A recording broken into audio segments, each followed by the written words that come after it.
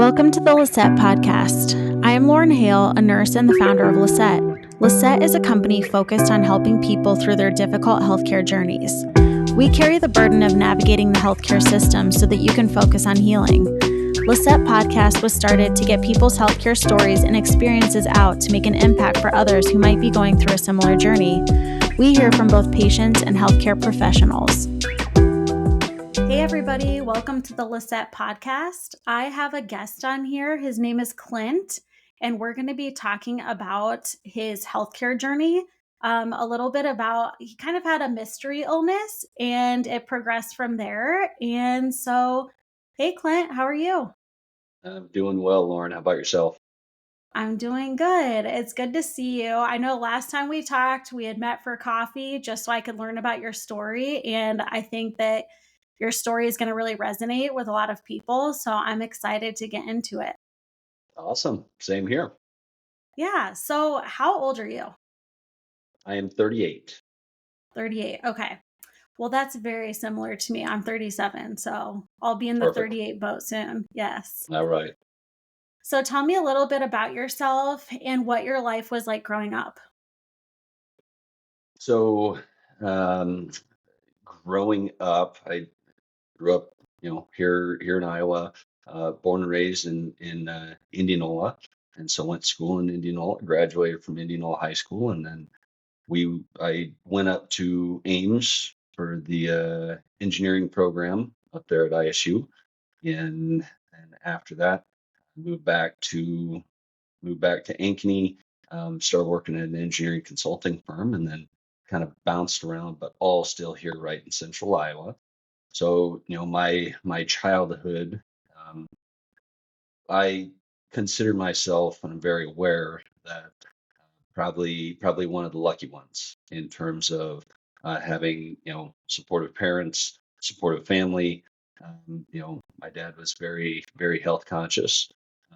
We were involved in athletics, and so we didn't have a ton of money, but what money my parents did have, they essentially used that to allow us to be able to play competitive soccer.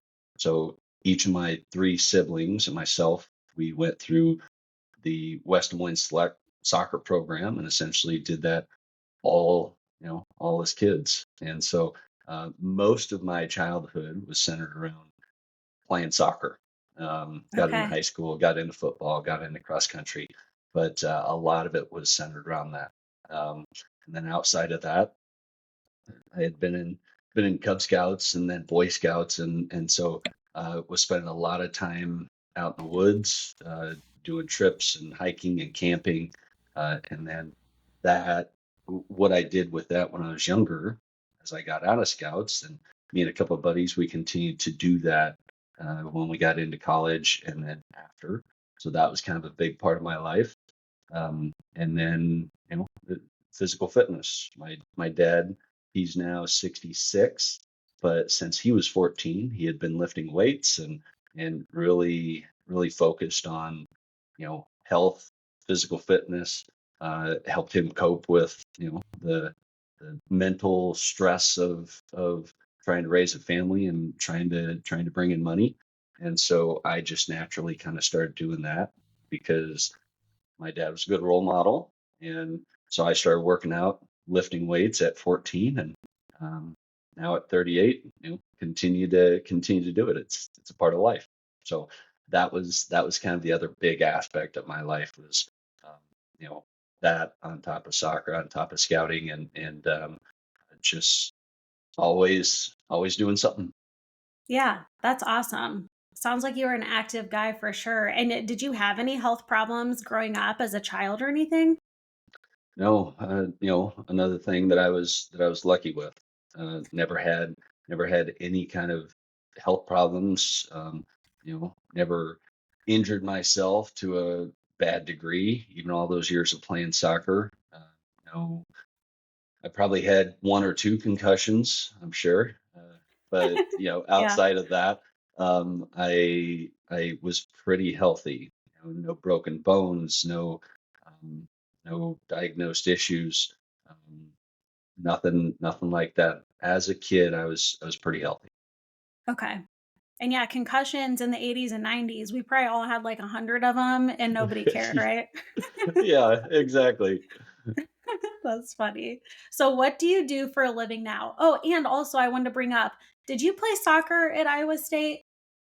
I didn't. Okay. When I was in high school, I really wanted to play high school ball. A lot of the guys that I played select soccer with, they either decided to stay in the select program and not go into high school, because a lot of times in the select program, you get a lot more interest from your colleges and things like that. But a lot of those guys tend to also drop out of soccer in high school, not go on to play college because they just kind of get burnt out with it. Right. I loved it. My coach when I was in high school, he was playing on a adult league in Des Moines. So at the time it was called the Latino League. And so a large group of Latinos in the Des Moines area, they were all playing. It's kind of broke up into multiple divisions, multiple teams per division. So my coach in high school, invited me to come play, and so when I got out of high school, every single Sunday, all year round, whether it was outdoor soccer or indoor soccer, I kept playing with that Latino league, and that eventually turned into an international league because Oh, there wow. were full teams of guys from Bosnia. There were full teams from guys from Nigeria, Trinidad, Tobago. At one time, I was playing on a team, roughly 20 guys per team. I was playing on a team that there were guys from 11 different countries Oh, on the team that I wow. played for. Okay. Brazil, Colombia, France, Trinidad, Tobago, Nigeria. It was so cool to be able to play with all those guys. But I played that, once a week, and I did that up until I was about 30. And so Wow. I still kind of got my soccer fix, still kind of Yeah. got that competitive fix. But I knew that if I was going to go to college for engineering, that was essentially going to eat up all the time and eat up what brain power I had, I guess. So I Right. decided, okay, I'm not going to spend the time trying to go into college sports. I'm just going to focus on the education aspect. Yeah. Well, very cool. So, what do you do for a living now? So outside of being a husband and being a father, my full-time job at the moment, at least for the last 2 years, I work for Home Inc. And Home Inc. is a local nonprofit out of Des Moines. And so I'm the director of property development for Home Inc., building affordable housing. And so we act as the developer and the general contractor, building houses for low income families. So that's my role here at Home Inc. But prior to that, in 2015, my wife and I started a wedding venue down in Runnels, and so that's called Bacara. And so we've been operating a wedding venue in Runnels for 10 years now, and we've done a little over 400 weddings. We started a second Wow. location up in Newton, and that we are in the process of selling that location. But with that, we essentially got into catering. And so my wife kind of acts as she's been in the floral industry for a long time. So she's the florist, she's the caterer, and the wedding planner. I come in as the day of coordinator. Um, I've been Hmm. in the construction industry for 20 plus years. So I do all the projects in the place. And that's usually my weekend job is day of coordinator and bartender for weddings. So those are kind of the two things that keep me busy. Okay. Yeah. And I looked at the venue and it's gorgeous and amazing. I feel like Thank you. that's like a dream a lot of people have is to be like, oh, let me like get this cute venue or this cute farm or barn or something like that and make it a venue. So, yes, Yeah, it's beautiful. thank you. Thank you. Yeah, it was it was a dream that we had when we got married, and Yeah. definitely learned the ins and outs of it over 400 weddings and 10 plus years. it's a lot of work, a lot of moving parts. And especially going through the pandemic, you would think that Oh, yeah. you would think that there's two businesses that could never fail: weddings and funerals, right? But during the Yes. pandemic, um, when people can't get together and you can't have large events, you can't have large group settings, um, then that really tested us. So we got through that. And oddly enough, like, it's not just that period of time that affects that business. With the pandemic, when things are shut down and we can't have those events, what happens is people aren't getting married. So then those weddings get shifted, but then also people aren't getting engaged and people aren't meeting each other. Oh, And yeah. so when they're not able to go out to the bars, not able to go out to the restaurants, not able to meet each other, then Right. those engagements don't happen. And then because the engagements don't happen because they're not meeting each other, then they're not getting weddings. They're not getting married. And so uh, we one of the worst years that we had in business was 2023, because the average time span Oh, that people spend from when they first meet each other to the day of their wedding average is about 3 years. And so yeah. you I would have fast never forward. thought of that. That's Yeah, true. so like it's kind of this long game. We didn't realize it at the time, but yeah, come 2023, business was hurting. And then that summer, we start getting a lot of tours, we start getting a lot of bookings, but they're not until 2024. And so Okay. there's this weird lag in work. So that's that's been fun. But we've plowed through, and looking really good for the future. Well, good. I'm glad you guys made it through. Yeah. So, okay, let's get into your health a little bit. So, how old were you when you started having symptoms, and what were those symptoms you started having?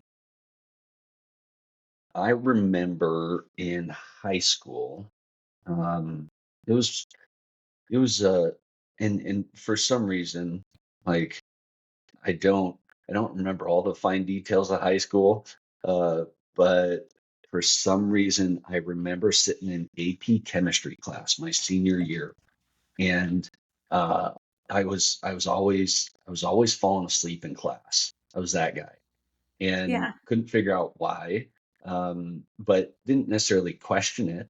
I was just the one that would always fall asleep. Maybe it's boring material. I don't know, right? And so then that summer, I started working for the Warren County Conservation Board. And so we're mowing and weed eating all the county parks. And so I remember hopping in the truck. Usually my buddy Brady, he'd go hop in the truck, or one of the older guys would hop in the truck and they would drive, and I'm sitting in the passenger seat or in the back. And as we're driving to the park to mow and weed eat, I'm sleeping. I'd fall Oh asleep my and gosh. kind of nap as we were driving. Um, Yeah. and it's not that I was trying to; it just kind of happened. I was always tired. And at that point, there was no caffeine, right? I'm not drinking coffee. There's no energy drinks, nothing like that. So I kind of noticed that a little bit um, at that point. And then as I got into college, it seemed like that fatigue kind of grew. And so, in engineering college, you got a lot of these very technical, hard classes that you need to pay attention for. And Right. I could not pay attention because it's like I was tired all the time, and I would fall asleep in the classes, miss all the material, and then in the evenings at nights, I'm going to the study classes to try to figure out what was just taught and to figure out even how to do the homework because I was completely lost. And so it all centered around fatigue. And so Okay. I got into I graduated in 2009, and I started working for an engineering firm in Ankeny. And it didn't matter. And see, like, keep in mind, I didn't drink alcohol until I was 21. So that didn't come into play until 21. Um, I started trying to stay awake by supplementing with, whether it's an energy drink or one of those 6-hour energies or coffee. I started probably doing that maybe like my sophomore, junior year of college because I Okay. couldn't stay awake. So I was trying to do something to do so. Um, and so then as I got into working, sitting at the computer doing design work, it's very technical. So sitting at a desk most of the time, and it didn't matter if I got, you know, 8 hours of sleep, if I got 12 hours of sleep, or if I got 4 hours of sleep. I couldn't figure out why I was so tired all the time. Yeah. And I was really struggling to do my job. So that was probably about that 2009 to 2010 is kind of how things initially started and what led up to the fatigue and and Okay. and me really want to do something about it. Gotcha. And you weren't having any other symptoms besides just that extreme fatigue? From what I knew, no. At the time, it was all just fatigue, and that was the biggest problem in my life was I can't stay awake for doing my job. When I'm Right. driving, I couldn't stay awake as I'm driving to different job sites. Oh Um, gosh, I that's start falling scary. asleep at the wheel. And so, in the middle of the day, I have to pull over at a gas station and take a 20-minute nap just so I don't fall asleep at the wheel. I start supplementing with more coffee. I start supplementing with more energy drinks. I realized, and even still to this day, I realize that sunflower seeds, for some reason, as you're kind of chewing on those sunflower seeds, it's kind of keeping you busy and you're not having to supplement with caffeine. Oh, I'm okay. using those sunflower seeds, chewing on those. Especially, there's a brand that there's very little salt, and so I can chew on those sunflower seeds all day long. That salt doesn't end up in your mouth and kind of mess with you. So, Right. like even that was helping just to get me to the office, get me to home without falling asleep. Jeez. That is crazy. And like Yeah, definitely obviously not normal for like a high school, college, and young 20s person. yeah, yeah. Well, and especially when I was I was fit, I was working out, I was still playing soccer. So not only strength conditioning, but endurance, things like that. I thought I was eating well at the time, and I was very health conscious. I'm not drinking pop. I'm not eating candy, right? Things like that. Uh, Right. what I initially thought was a healthy lifestyle, I thought I was living that, and still having the issues. Yeah. Something just wasn't adding up. That's for sure. Yeah. Yep. So where did you go from there? Did you go see a doctor to try to get answers or help? I I decided that I was sick and tired of being tired, right? So Yeah. I got a hold of I got a hold of the West Lakes Clinic over in West Des Moines, and they had me come in, and I told them I'm tired all the time. You know, something's going on here. I shouldn't be tired. I shouldn't be this tired. Yeah. And so they recommended a sleep study. And so, even though at the time I was um, probably 23, 24 years old, went in and did a sleep study in their clinic. And so They hook up all the wires and then, expect you to try to sleep throughout the night as you're all hooked Right. up like a lab rat. And Uh-huh. so I did that. And when the results came back, they said, your brain is waking up 60 times throughout the night. Oh my And gosh. so I wasn't sleeping very well at all. No. And so what was happening was essentially, you know, I don't know the full extent of sleep apnea with regards to, how different people are affected, but what they wanted to do was they wanted to not only do that sleep test, but then they wanted to do some other tests. They wanted to do an echocardiogram, see what was going on there. I remember going in to do uh, do a treadmill test, and so they wanted to see how I was breathing and all of that. And I remember during that treadmill test, that one sticks out to me. The echocardiogram, no issues there. With the treadmill test, what they did was they essentially asked me to just walk on the treadmill and walk as long as I can possibly walk before I have to start running. And what they were going to do is they were going to increase the speed and they were going to increase the incline. Well, I'm 24. I'm still playing soccer. I'm in some of the best shape of my life, right? And so I Yeah. just rocked that treadmill test. And they they got it they got it at this super steep incline. They got it on the fastest speed that they're willing to go without, causing me danger or harm. And I'm just sprinting up this thing. And they kind of shut it off. I'm like, well, I mean, obviously no issues there. And Right. What are you, so an Olympian or something? Come on. and so like everything that would be a traditional call out for sleep apnea, overweight, older generation, uh, I was none of them. And Yeah. so, some people, especially if you're overweight, there's a lot of that neck fat. And so there's a lot of Right. pressure being put as you're laying down sleeping, a lot of pressure being put on the throat.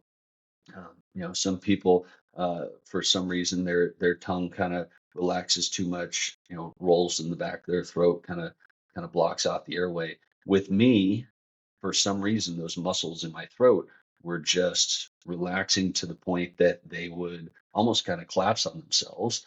And so that was blocking off the airway, blocking off Oh, the okay. oxygen to my brain. And so then, Yeah. as my brain is not getting the oxygen, now it's waking itself up. And I may not know it consciously, but subconsciously, I'm not getting that deep sleep that I needed. Right. So um, I started sleeping with a CPAP, and I continue to sleep with a CPAP. Okay. If I don't sleep with one, then I feel exhausted the next day.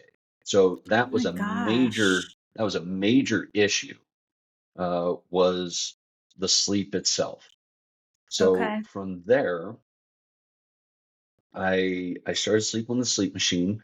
I let that go, months, and yes, it helped, but I could only tell, incremental changes. It's not like it was a overnight thing, and no pun intended, but as I as I was still going to work and I was still tired, then I I went back to the doctor and told him,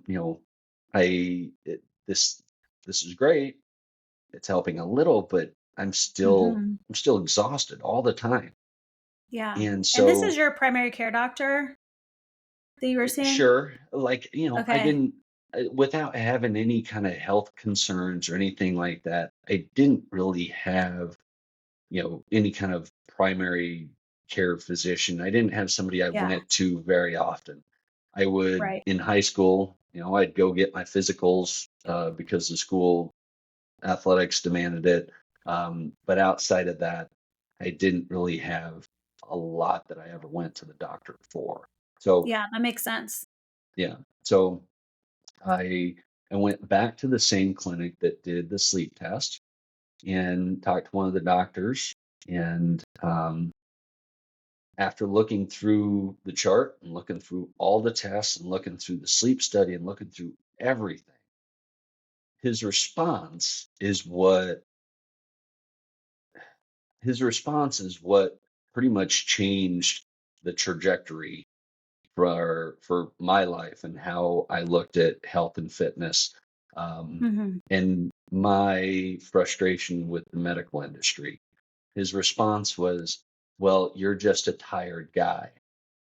And Oh my I'm gosh. sure I'm sure there's probably maybe a little bit of humor, so, in that, but Yeah. that has stuck with me. Uh-huh. And the body naturally wants to be healthy. And when you're told from a medical professional that you're just a tired guy, what they did was he put me on a prescription for Ritalin. Oh my And so gosh. in children, Ritalin essentially calms hyperactive children down. And in adults, it almost kind of gives them a boost. And so he put me on Ritalin, and I immediately thought, well, I shouldn't say immediately. Over time, I kind of thought, this is like a dog taking a crap on your carpet and you throw in a newspaper. We're not Hmm. solving the issue, we're masking the issue. The body naturally wants to be healthy. Why am I not? And you're essentially going to tell me that I need medication just to have energy. So that's when the frustration grew. And so what happened over the next month or 2 months? Yeah, I had Ritalin. I'm pretty wired, but I was crashing pretty quickly. And so Hmm. with those crashes, whether that's in the afternoon or whatever, that Ritalin just wasn't sustaining the energy for very long. And so Yeah. after maybe a month or two, I went back and told them. And so they increased the dosage. And when they increase the dosage, now when I take that, my heart's pounding out of its chest. Oh my And I'm gosh. like, this is not good. So then I immediately go back and say, I can't, I can't do this. I can't be taking this high of dosage. It's this is causing, some concerns here. So then they put me on a pill called New Vigil. And so New Vigil was way more expensive. That was about, at the time, is about $380 a month for that Oh my prescription. gosh. Jeez. And so I was taking that. And after maybe 2 months, yes, it wasn't making my heart beat out of its chest, but I was still tired. It still wasn't doing anything. And that's pretty much what I thought from the beginning, that this is not going to solve anything. And Right. so I just stopped taking it. And that led to um, the the journey that I kind of went down Yeah. with my chiropractor. So Okay. a good buddy of mine, Ole Olson. So at the time, he owned a company called Optimal Health, and it's now changed to Asuda Health. And so he's got a clinic up in Ankeny. And so I believe Ole started that in like 2007. And so I started going to him as a chiropractor in 2009, because some of the other chiropractors that I had visited, it was kind of the same thing with what I was experiencing with the doctors, that these chiropractors, they were kind of doing the same thing, snap, crackle, pop, and then get out of here and pay me. And they Yeah. weren't necessarily fixing the issues that I had. And at the time, it was shoulder issues from lifting. And so I had a lot of shoulder pain. And issues from soccer. So I go to Oli, and Oli was taking a completely different approach to those adjustments into the body. And as he was kind of growing his business, he was implementing different things that he was learning. And he just kept learning, kept learning. And then he would essentially kind of use me as a little bit of a guinea pig because I Yeah. continued to be super active in soccer and everything and lifting. And so he would try some of those things on me, and it was working. And I was getting some of those structural aspects, shoulder, hips from soccer, kicking, things like that. I was getting some of those Right. things worked out to the point that I didn't have to have surgery, and solving the problem. That's amazing. So I started to talk to him about my fatigue issues. And so his his initial response was, "Have you tried going gluten free?" And he said, when it comes, and this was back in 2010. Yeah. He said, and the uh, you know, gluten free world, there wasn't a lot out there to choose from. And, there wasn't a lot of, not necessarily it's a movement, but there wasn't a lot of attention around gluten as an issue back then. Yeah. And so he said, if you go gluten free, why don't you try that for at least a month and try going dairy free? He said, let's look at some potential food allergies first. And if you cut those out of your diet, and then reintroduce them after that time, let's see what kind of flare ups you have. And let's start with that. And so I did. So I cut dairy out for 2 weeks, introduced dairy after 2 weeks, and didn't really see a lot of changes. I cut gluten out for a month, talked to him. He said, try going another month. So I went 2 months, and I was very, very strict with every aspect of it. Yeah. And after those 2 months, my wife and I went to Old Chicago in Ankeny.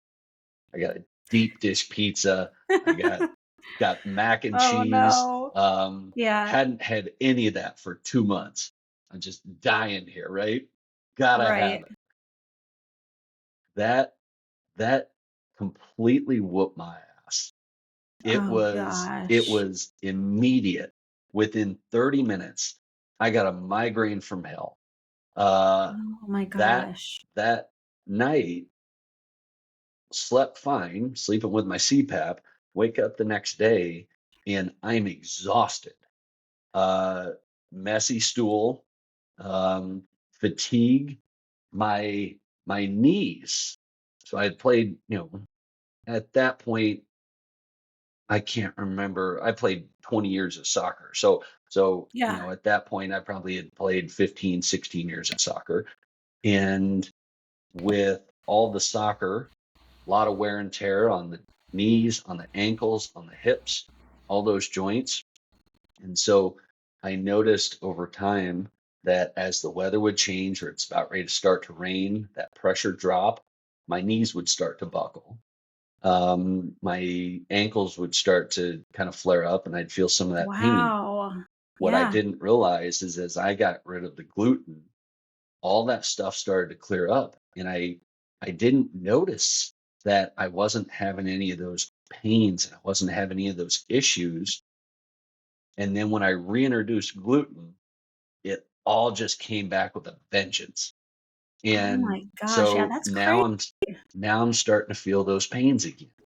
So at that point, I stayed off of gluten, and I've stayed off of gluten now for 15 years.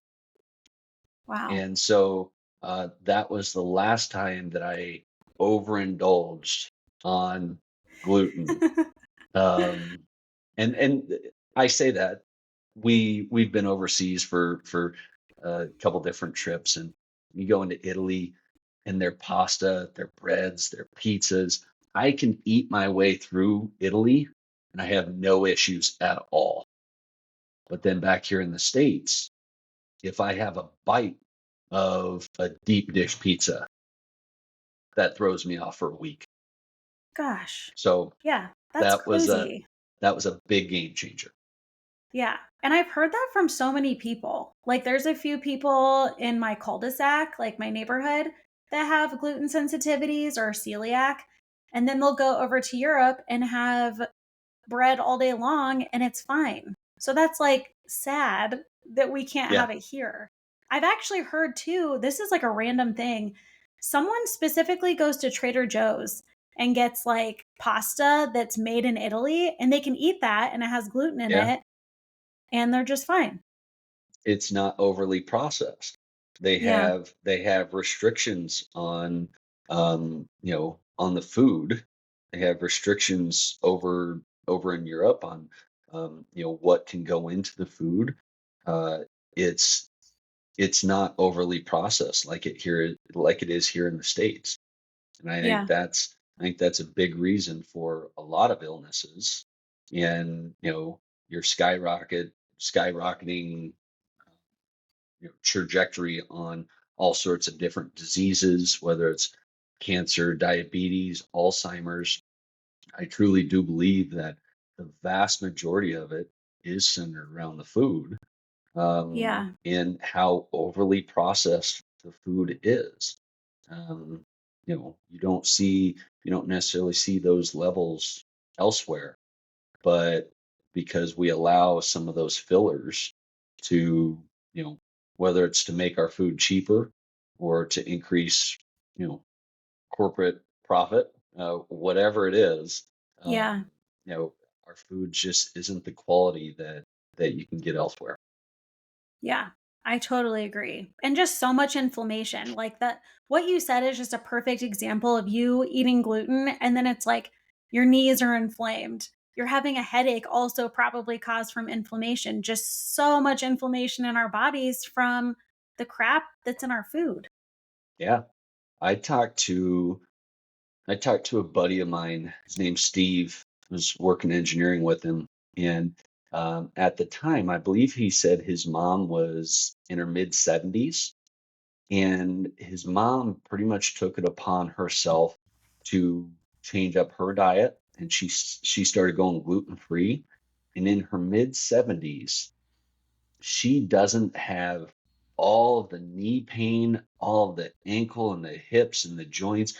The inflammation is gone Yeah. and she moves better. She has more energy. And so like over the years I've kind of talked to Steve about, what his mom was going through because she's in her 70s. I'm still healthy and in my 20s and 30s.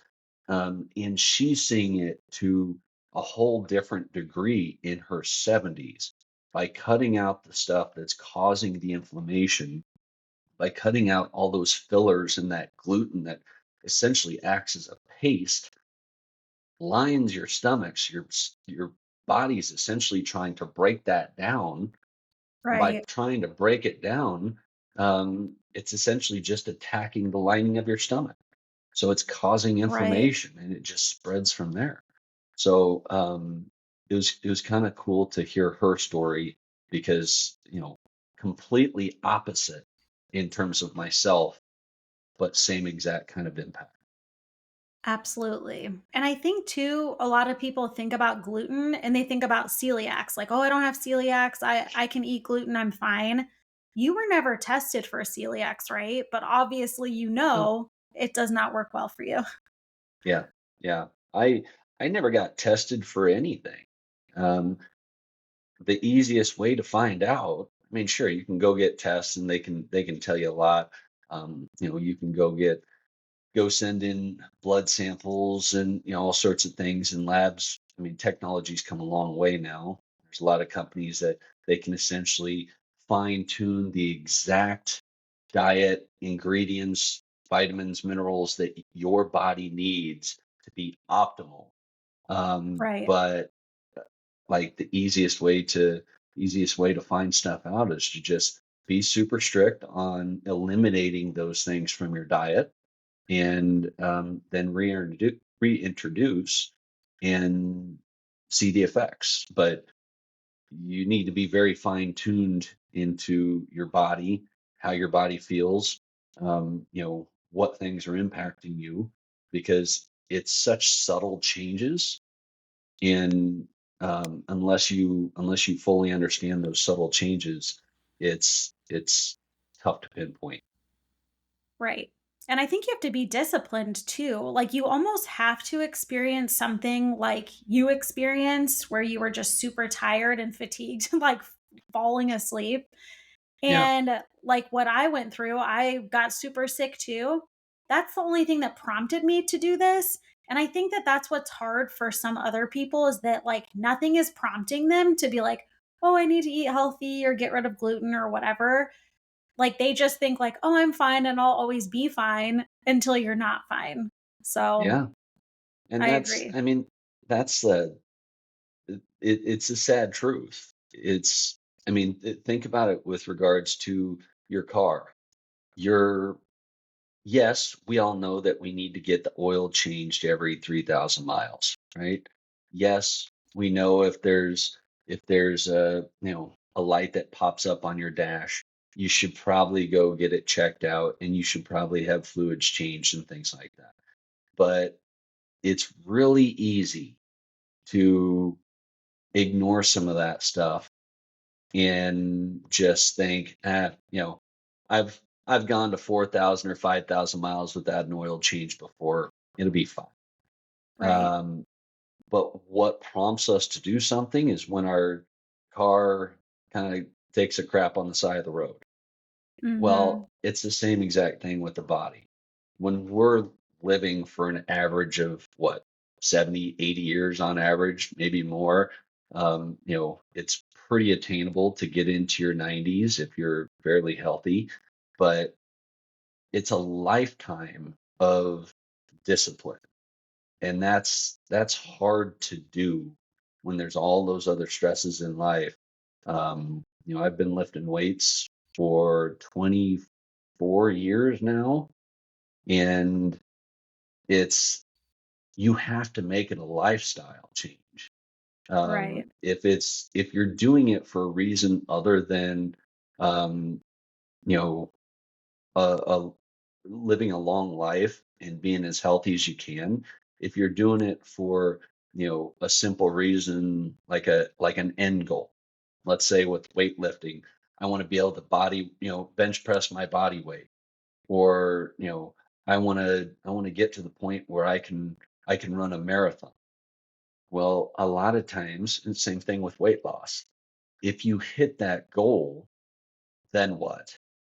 Well, the then what usually ends up in, okay, I don't have a goal anymore. And then they go back to their old ways. And Right. so it can't just be an end result that you shoot for. It has to be a lifetime of healthy living. Sure, you go outside of that a little bit, you know, indulge in some of the unhealthy things in life, whatever, but then get back on track. and Yeah. and that's really hard to do for a lifetime. Yeah, I completely agree. And I know that you and I talked about this a little bit before, but I feel like what made me really frustrated is just like you, like I was working out all the time. I ate healthy, like what I thought was healthy. And then I would like look outside and see people that were unhealthy, eating McDonald's. They weighed like they were obese and it just like made me mad. Like I'm like, why are they out Yeah, there just like living their life and perfectly fine and I'm in here like trying so hard and I still don't feel healthy or I don't feel good and it just frustrated me and got me down, but I feel yeah, like you'll just have that. But I mean, obviously they're not healthy the way they're living either. yeah, yeah. Life is so unfair in so many ways. Yeah. But if you let that unfairness affect you, as opposed to those that put their head down and say, no way am I going to let this justify my life, Yeah. Those are the ones that, you know, success is relative, but you like to say those are the ones that succeed in the end, right? A good, really good friend of mine, um, he's got Meniere's disease, and with Meniere's disease, imagine essentially, having constant vertigo. And so it's now gotten so bad that he can't get in a car, he can't ride a bike, he definitely can't travel on an airplane. Um, he can't have a smartphone because the scrolling will set off the Meniere's. A lot of times Jeez. he has to limit, how much he reads on a computer screen, how much he reads an email.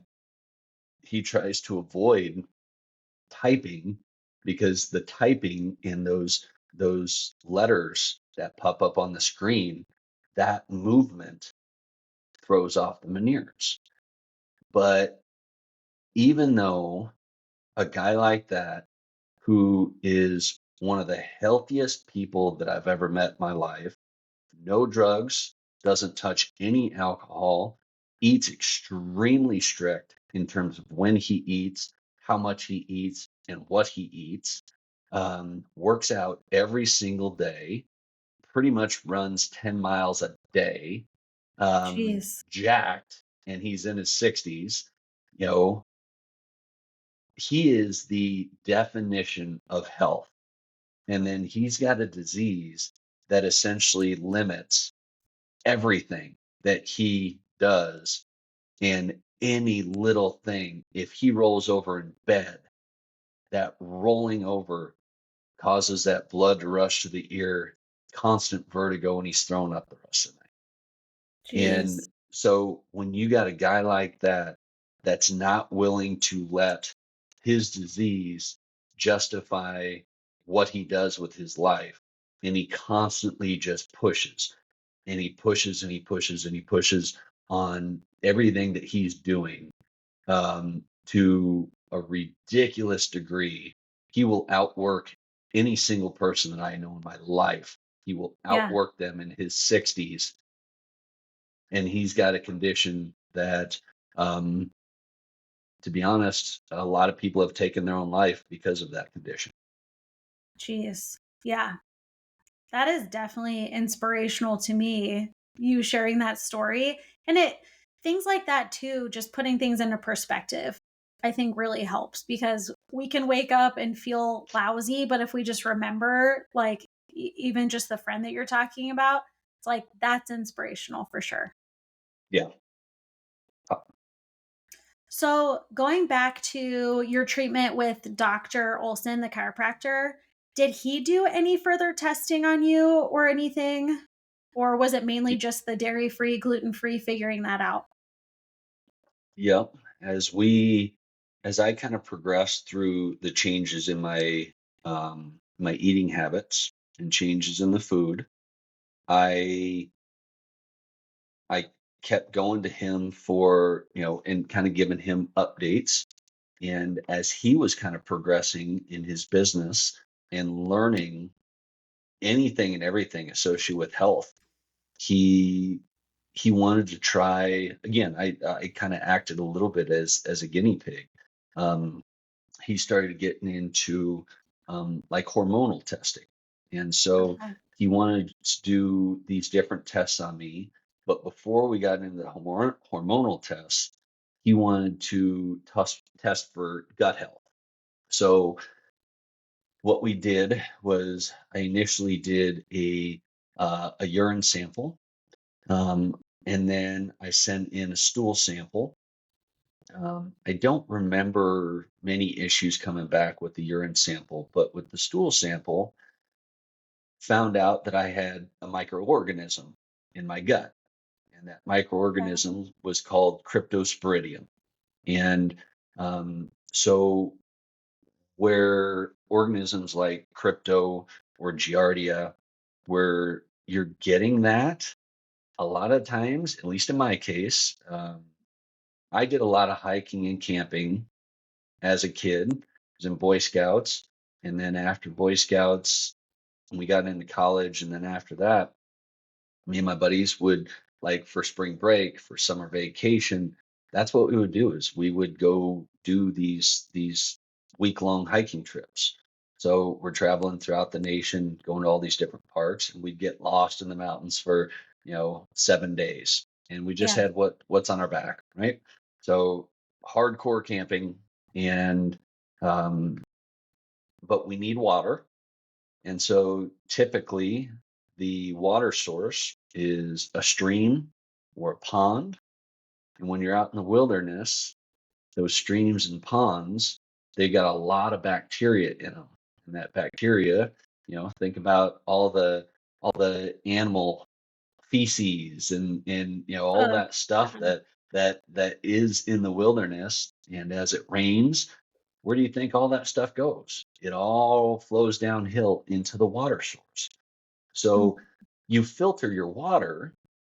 You may be exhausted, you may be super thirsty, completely dehydrated because you're hiking, um, out of water, but you need to make sure that you are filtering your water.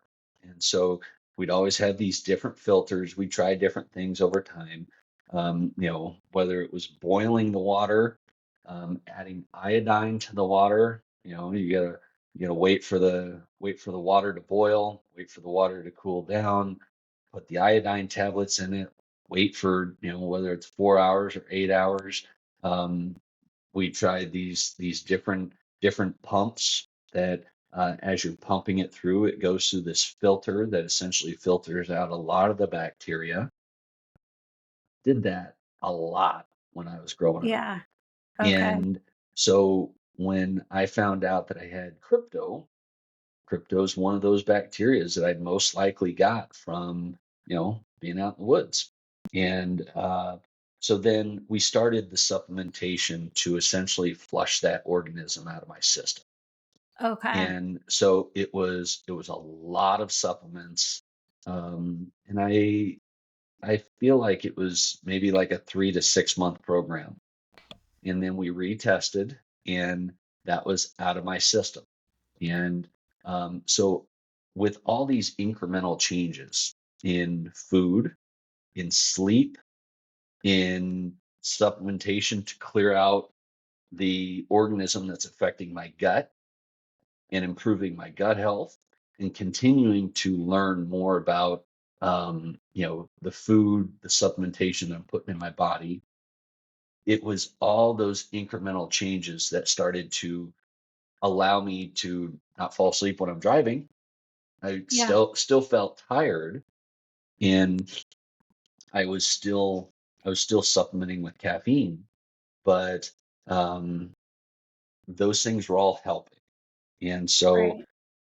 we flushed that out of my system, and then we started looking at the hormones. So we started looking at, serotonin, dopamine levels, and what's kind of optimal and where I was at. So I started to supplement with a bunch of that and trying to balance out the hormones. And so through that whole process, uh, again, everything was geared towards trying to solve the fatigue issue. Right. So that was kind of the extent of my journey with regards to, Oli and optimal health, and still go to him for everything chiropractic. And he's essentially, him and his staff up at Asuda Health now. They are my primary care provider. I call Wow. them whenever I have issues, no matter what it is. I firmly believe that, if I get sick, if I get my adjustment, get my body back to where it needs to be, then my body, I'm going to deal with sickness. As long as I got a good immune system, I can, my body's going to start to kind of heal itself. Yeah. Really fine tune what I'm putting in there. But that's what I've kind of done for 15 years now, is essentially consult with them on everything health and fitness. So then after I went through a bunch of that, then it was just kind of constantly testing myself as a guinea pig, Yeah. testing caffeine levels, testing alcohol, testing different foods. And so over time, I can tell you that if I cut out alcohol strictly for a good solid 30 days, I have a ton of energy. Um, Even if I have, a few glasses of wine during the week, my energy levels are going to drop and I'm going to be, noticeably more tired during that week or the next couple days. Um, that's tough. We're very social people. And a Yeah. lot of times in social settings, especially with all our friends, we love to get together and, have a glass of wine, Right. get together with a buddy and have a few beers, right? So that's tough to continue to regulate and check. But I do know how that affects my overall energy. And Mm-hmm. then caffeine's been a huge one. So caffeine, um, as I started to supplement with caffeine to stay awake, then what I started to do in college is that's when some of your pre-workout supplements started to come out. And so, it was called NO2 Explode, I believe is what it was called. That was kind of the big popular That's a popular one great back in the name. day. Yeah. Yeah. And so you supplement with these pre-workout supplements that places like GNC or uh you know uh, Nutrisport I think is one of them back in the day. And you know you go buy this stuff thinking I'm going to have awesome workouts, build bigger, better. They were loaded with caffeine. There is probably Yeah. 300 to 400 milligrams in a serving of pre-workout supplement. So Wow. you take that, and within about 30 to 45 minutes, like you're ready to go. You got more energy than you know what to do with. And, Yeah. your skin's itching and you're jacked. You're ready to go. Right.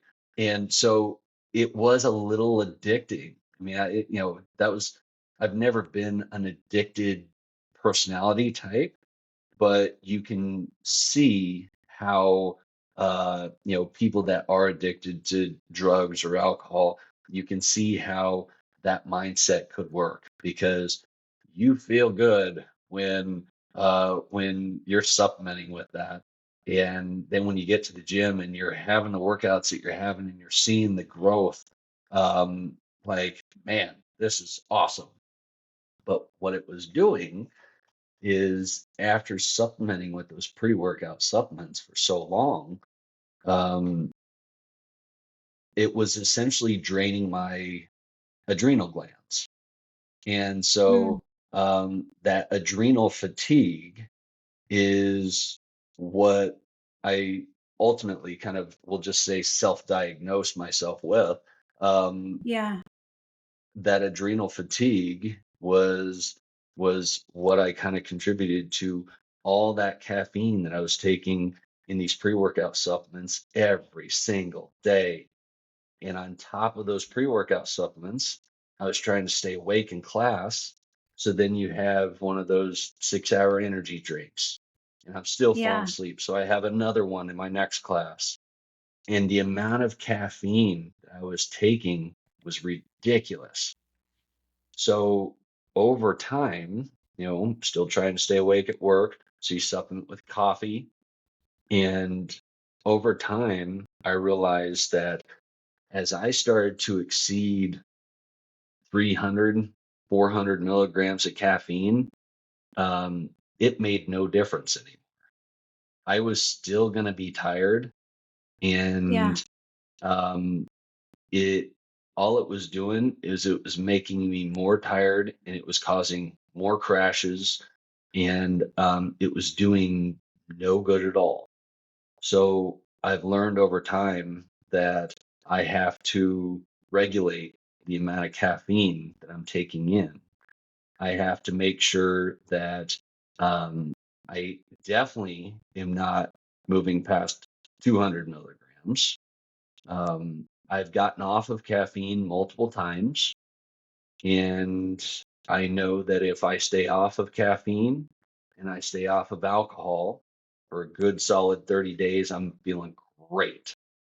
Yeah. But the reality is, when I'm trying to regulate the food, when I'm trying to still, be a good father, be a good husband, be a good friend, socialize, all the stuff that comes along with life, Yeah.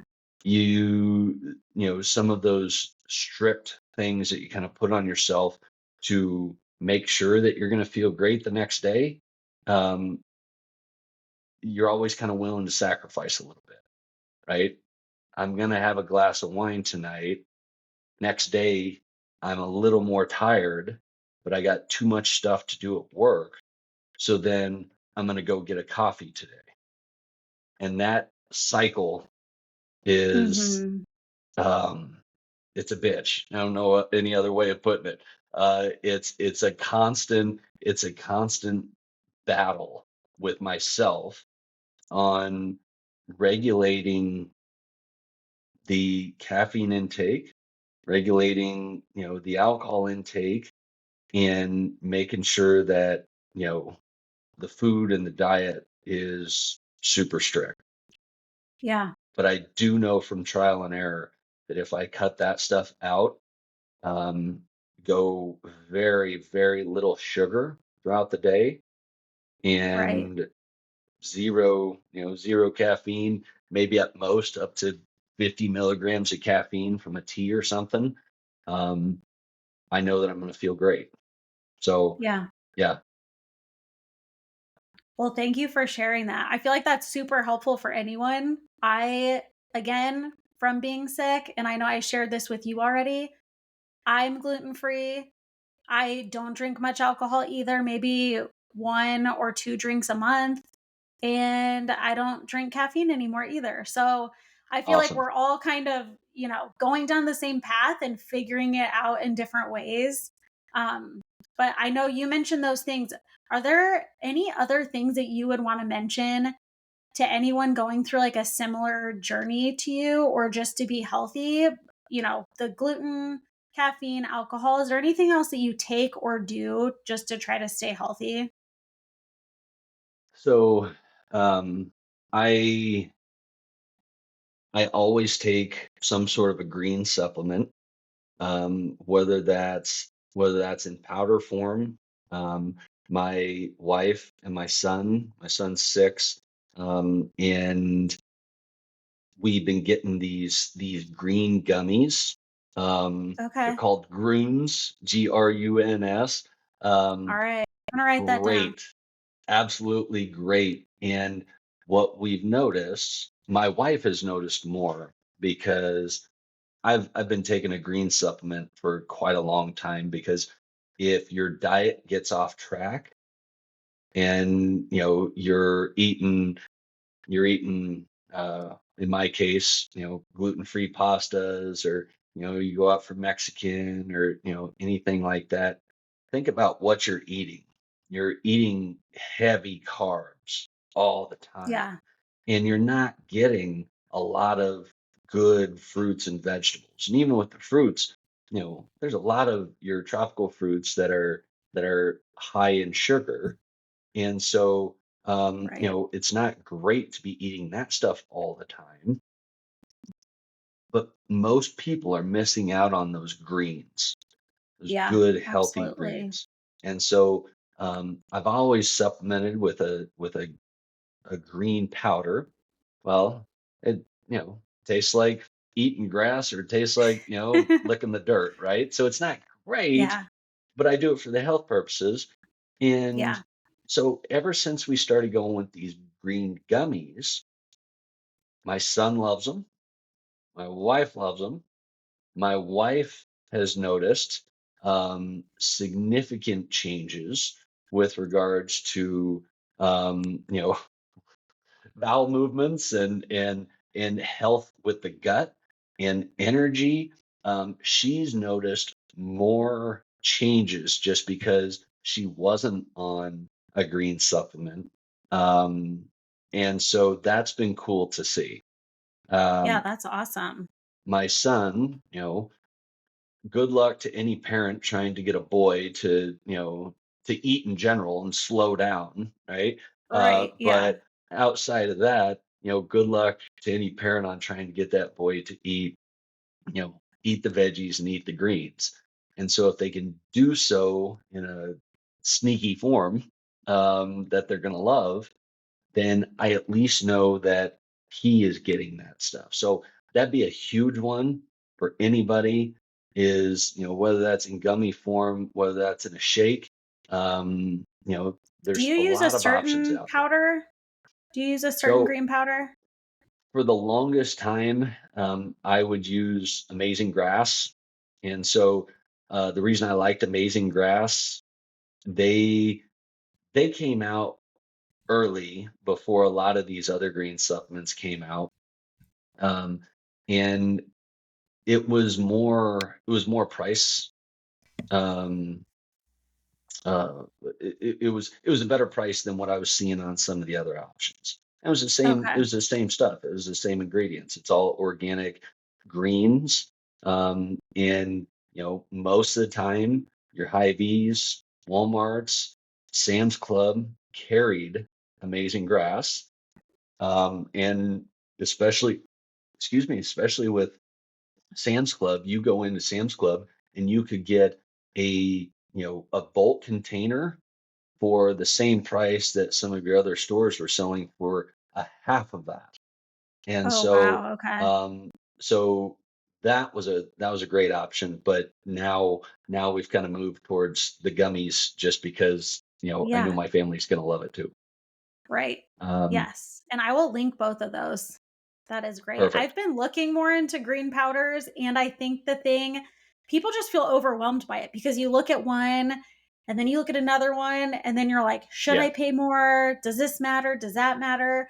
And then even with like I've noticed too with organic stuff, they'll say like, well, there's lead in all these organic things because lead is an organic thing. And so yeah. it just is in these, and I'm like, oh my gosh, I don't know what to pick because it just gets It's overwhelming. that's the problem. That the I mean, no, you say knowledge is power, but like obtaining the knowledge when it comes to health, um, for me, it's been it's been a it's been a massive journey, especially for the last 15 years on just constantly taking in information. And Yeah, I love it, but for most people, it's information overload. And it's been right. incremental changes for a long time. I've cycled through all sorts of different supplementation, all sorts of powders. Um, whether that's a protein mix, whether that's a mix I was putting in my coffee. I went through and I still fully believe to a certain degree, bulletproof coffee, where I was heavily focused on fat intake, on a grass fed organic butter, unsalted coconut oil, blend that up into Mhm. my coffee, and that was my drink every morning. FYI, when I did that for a good year, and then for 30 days straight, I was doing that with 4 tablespoons of grass fed organic butter and 2 tablespoons of coconut oil. So a half a stick of butter in my Wow. coffee. We did a health assessment at work where they ran our blood tests. And the Yeah. previous year, my blood test, my triglyceride levels were low. And so I didn't get 100% of my tests. And so my LGL, HDL were off. I didn't know what that meant, but it still pissed me off, right? I think that Mhm. I'm healthy, Why am Right. I not getting a perfect score here? And so that's when I started getting into bulletproof coffee, still drinking coffee at the time. And I was really focused on the fats, increase the fats, increase the cholesterol, as long as Yeah. it's good quality. And Right. then that last 30 days, a half a tablespoon of butter. I'm like, if I'm going to try this, I'm going to go all out and I'm going to prove the theory. Yeah. Sure, sure thing. When I went and tested, I got 100% across the board. I Wow. regulated the cholesterol levels. I regulated the HDL, um, LDL, HDLs, my triglycerides. Everything was perfect. And for 30 days straight, I was elevating my fat content. And Wow. so, Yeah. like, but it was all those things that I've tried over time. And then same thing with supplementation. Outside of the greens, I would say to make sure that you keep up with those healthy fats. You don't necessarily have to go to that degree, Yeah. but we don't get enough healthy fats in our diet. And for the longest time, probably since I from what I've kind of read, is around like the 50s. That's when all that talk of low cholesterol diet, low fat diet, um, that's when that kind of started coming into play. And as Yeah. you fast forward, our our rates of Alzheimer's and dementia have skyrocketed. So our brain health, well, 75% of our brain or 75% of the cholesterol in our body goes towards our brain. So if you limit cholesterol, if you limit healthy fats, now your brain's affected. And do that over time, and you're going to continue to see those issues. You're not feeding the brain what it needs. Yeah. So I always make sure that I'm taking good quality fish oil, and focused on fish oil that is good quality because of some of the lead, mercury issues, right? Not all good fish is good, or not all fish is good fish. And then a good quality vitamin D. That vitamin D, especially in the wintertime, you're not getting the sunlight, you're not getting as much exercise, and you're eating more sweets, especially during the holidays. And so Mhm. that's why people get sick.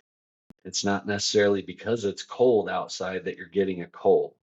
It's because you're not getting the vitamin D when your body needs it, and that's affecting your immune system.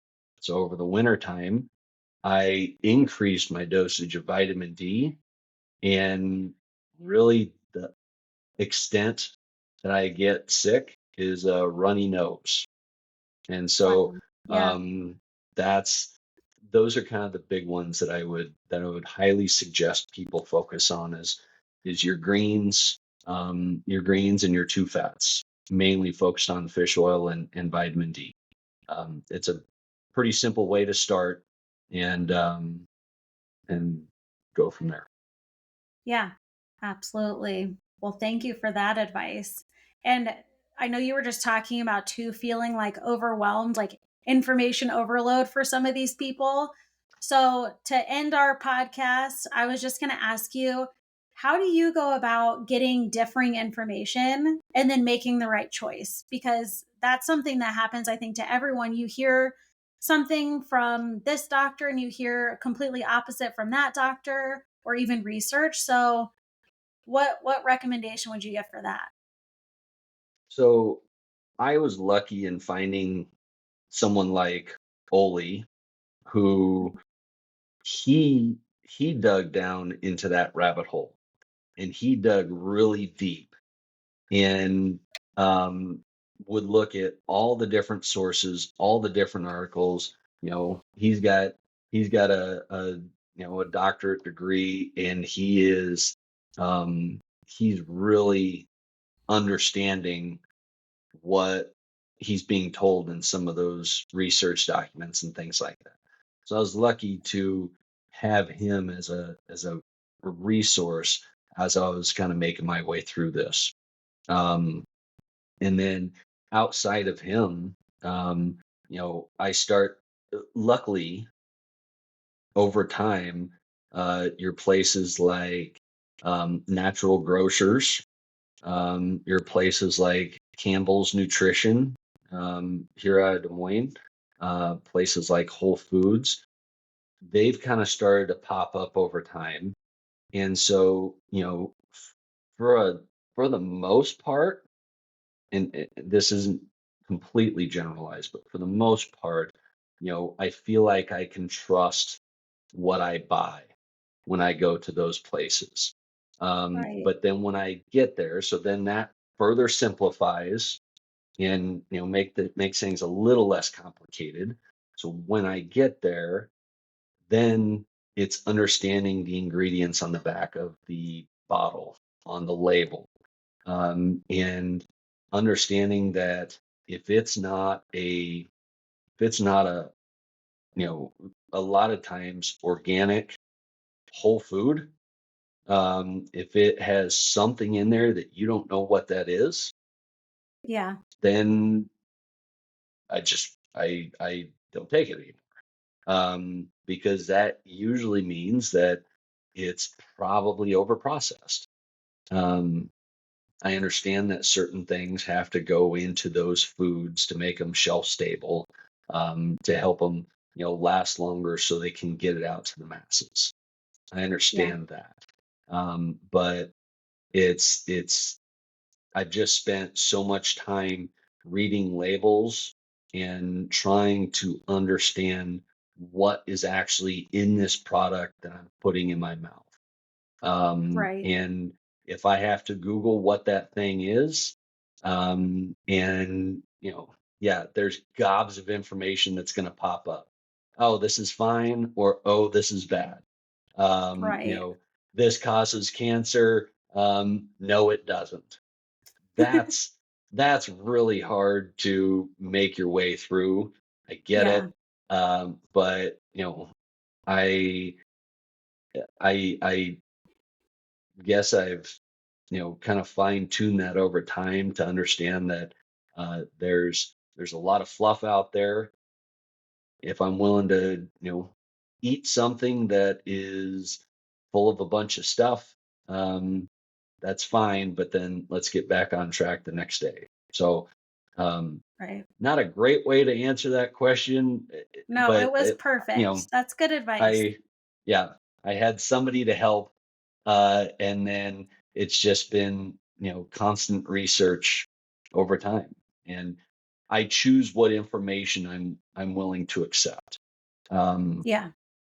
and same thing with people that I talk to, whether it is a physician, a chiropractor, a friend, I'm willing to accept that either A, just because they have a lot of schooling and just because this is their full-time job doesn't necessarily mean that they're right. Yeah. A lot of times I just kind of chalk it up to this is what they know, and do they know outside of their little bubble? And if they know outside of their bubble, how can I further find that out? Then is what they're saying um, true, or is this kind of a sales pitch? Right. Um, that's that's the tough thing. Yeah. Who how do you accept the fact that this medical professional might not necessarily have all the answers, but I also kind of take into account that, um, number one, I was in engineering, a lot of intelligent people, but there's always the worst in the class, right? Yeah.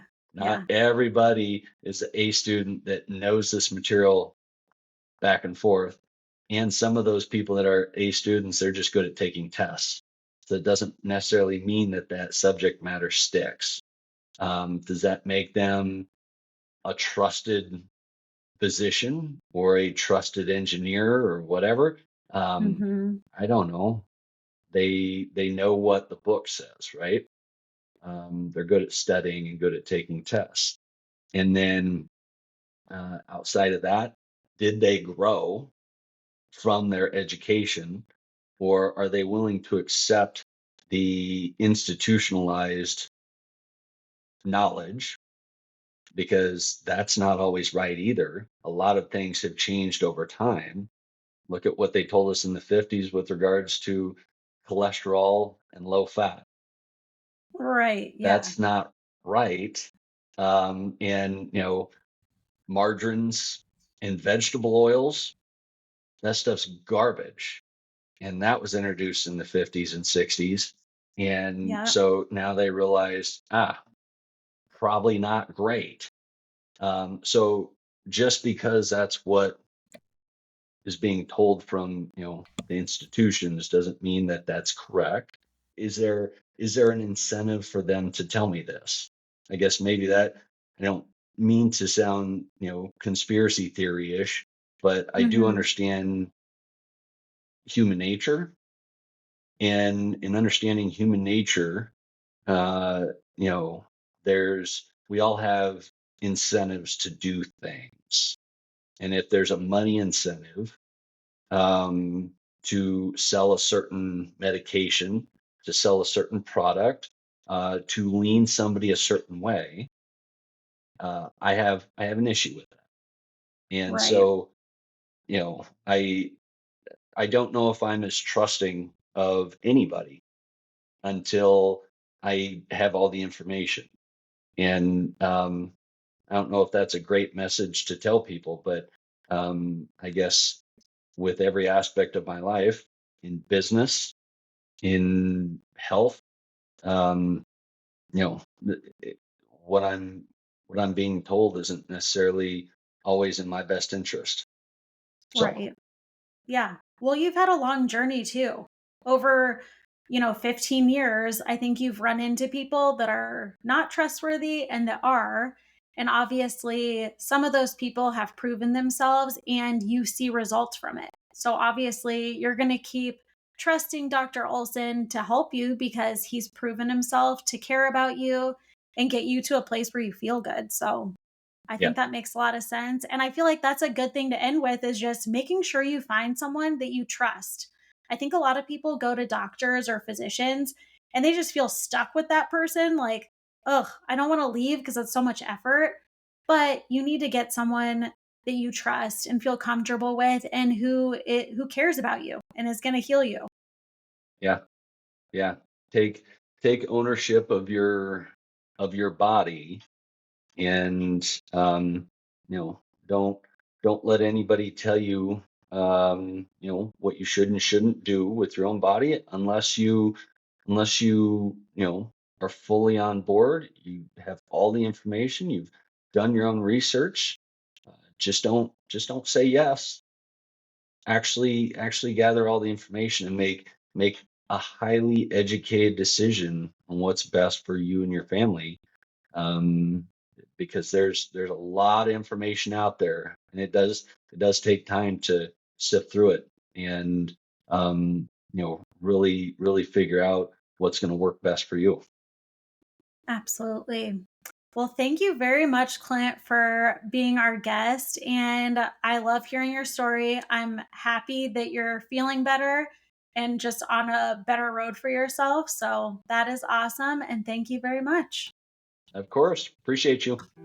Yep. Bye, everybody. If you have a healthcare story you'd like to share and would like to be our next guest on our podcast, head on over to our website, www.LahSET.com. That's www.lahset.com, or you can email us at info@LahSET.com. Thanks for listening, everybody.